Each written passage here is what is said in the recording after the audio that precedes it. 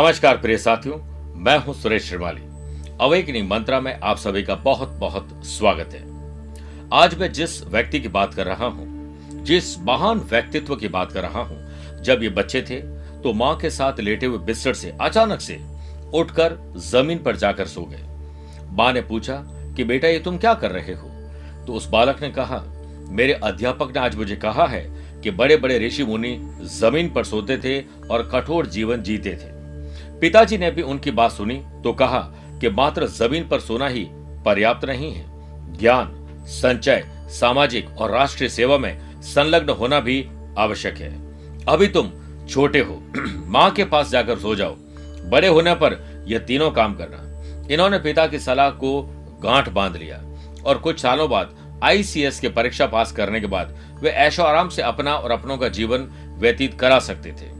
लेकिन उन्होंने कहा कि मैं अपने जीवन का लक्ष्य निश्चित कर चुका हूं, मातृभूमि की सेवा करूंगा और उनका बलिदान देश को स्वतंत्रता संग्राम के सेनानियों में पहले नंबर पर गिना जाएगा। और इनके शब्द थे, तुम मुझे खून दो, मैं तुम्हें आजादी दूंगा। ऐसा कहा था हमारे नेताजी सुभाष चंद्र बोस ने, और आज इनका जन्मदिन है, जयंती है।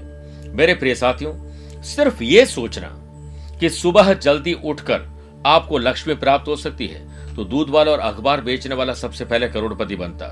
मात्र सुबह उठना ही पर्याप्त नहीं है, जैसे मात्र जमीन पर सोना ही और कठोर तप करना ही पर्याप्त नहीं है, वैसे ही आप अपने जीवन के लक्ष्य को चुने। आज से एक नया सवेरा होगा।